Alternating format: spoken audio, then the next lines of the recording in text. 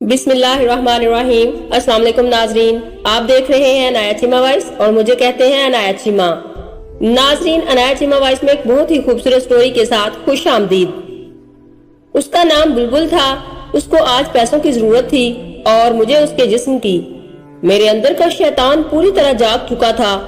جب میں کمرے میں اس کے پیچھے داخل ہوا، وہ برقع پہن رہی تھی۔ مجھے اس کا مجرا دیکھتے ہوئے مسلسل 10واں دن تھا۔ کیا غضب کی نئی چیز ہیرا منڈی میں آئی تھی۔ اس کا نام بلبل تھا۔ جب وہ ناچتی اور تھرکتی تھی تو جیسے تماش بین محو ہو جاتے۔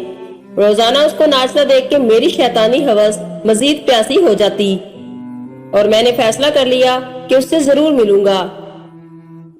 میں ہر قیمت پر اسے حاصل کرنا چاہتا تھا۔ اس دن مجرا کے دوران وہ بجھی بجھی سی دکھائی دے رہی تھی۔ بلبل کو پیسوں کی اشد ضرورت ہے، یہ جان کے میرے اندر کی خوشی کی ایک لہر دوڑ گئی۔ چہرے پر شیطانی مسکراہٹ پھیل گئی کہ وہ ضرورت پوری کر کے میں اس کے ساتھ جو چاہے کر سکتا ہوں۔ اس سے پوچھا کہ کیا ہوا ہے، وہ ایسے کیوں رو رہی ہے۔ میرے دوبارہ پوچھنے پر بولی، ماں مر گئی ہے۔ اس جواب سے جیسے میرے منہ کو تالا لگ گیا۔ میں غصے اور حیرت سے پوچھا، تم یہاں کیا کر رہی ہو؟ اس نے کہا، میرے پاس کفن دفن کے پیسے نہیں ہیں، اس لیے مجرا کرنے آئی تھی۔ وہ یہ کہہ کر کوٹھے سے باہر آ گئی اور میں بھی اس کے پیچھے چل پڑا۔ میں بھی تمہاری ماں کے کفن دفن کا بندوبست کر سکتا ہوں۔ کچھ دیر میں ہم بلبل کے گھر پہنچ گئے۔ یہ ایک چھوٹا ایک کمرے کا گھر تھا۔ صحن کے بیچ میں چارپائی پر اس کی ماں کی لاش ایک گندے کمبل میں لپٹی پڑی تھی۔ جیسے ہی بلبل گھر میں داخل ہوئی، وہ بوڑھی عورتیں بچہ اسے سونپتے اور دیر سے آنے کی وجہ سے ناراضگی کا اظہار کرتے ہوئے وہاں سے رخصت ہو گئیں۔ یوں ہی کھڑا دیکھ کر بولی، سیٹھ جی معذرت، میرے گھر میں آپ کو بٹھانے کے لیے کوئی چیز نہیں ہے۔ میں نے پوچھا، تمہارا اصل نام کیا ہے؟ اور اصرار پر بتایا کہ افشاں۔ کیا یہ بچہ تمہارا ہے؟ اس نے کہا، ہاں میرا ہے۔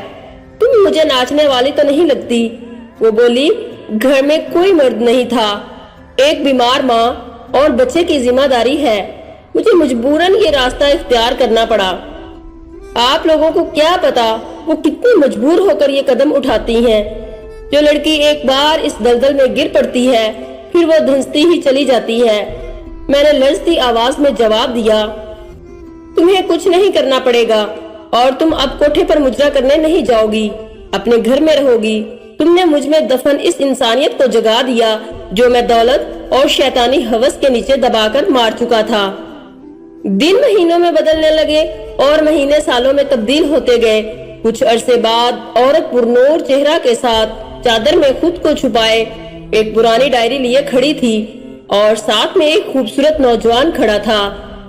سلام سیٹھ جی، میں افشاں ہوں اور یہ میرا بیٹا احمد۔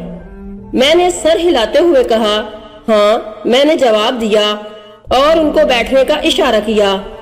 وہ بولی، احمد بیٹا، یہی ہے میرے مسیحا جن کی بدولت تمہاری ماں گندگی کی دلدل میں گرتے ہوئے نکلی۔ یہ تمہاری پڑھائی کا ذریعہ ہے۔ احمد بڑی مشکور نظروں سے دیکھتا ہوا عاجزی سے بول رہا تھا، ان کا احسان ہم کبھی نہیں بھولیں گے سیٹھ جی۔ اس میں وہ تمام حساب درج ہے۔ میری ماں کی تدفین سے لے کر آخری منی آرڈر تک ایک ایک پائی کا حساب رکھا ہے سیٹھ جی۔ آج وہ وقت آ گیا ہے، میں نے آپ کے احسانوں کا بوجھ تو نہیں اتار سکتی، مگر جو پیسے آپ نے مجھے دیے تھے میرا بیٹا وہ ضرور اتار دے گا۔ میں نے انکار کیا مگر وہ بضد تھی۔ مجھے اس کے سامنے ہار ماننا پڑی اور وہ تمام پیسے جو میں نے اس کو منی آرڈر کی صورت میں بھیجتا تھا اس کو واپس لینے کی حامی بھرنی پڑی اور نئے گھر کا ایڈریس دے کر آنے کی تاکید کی۔ شام کو میں نے اپنی بیگم ارم سے کہا، تمہیں کسی سے ملوانا ہے تم مل لو، روبی بیٹی کے لیے ایک لڑکا پسند کیا ہے، اگر پسند آ جائے تو بات کر لینا۔ افشاں کو بھلا کیا اعتراض ہو سکتا تھا، وہ پھولے سے نہیں سما رہی تھی اور یوں میری بیٹی کا رشتہ اس کے بیٹے احمد سے ہو گیا۔ وہ تعلق جو ایک طوائف اور تماش بین جیسے گندے رشتے سے شروع ہوا تھا، اس کا اختتام ایک نہایت مہذب رشتے کی شکل میں ہوا۔ یہ سچ ہے کہ ہر انسان کو قدرت سدھرنے کا موقع ضرور دیتی ہے، اور انسان ساری زندگی اسی کے مطابق گزارنے کو فخر محسوس کرتا ہے۔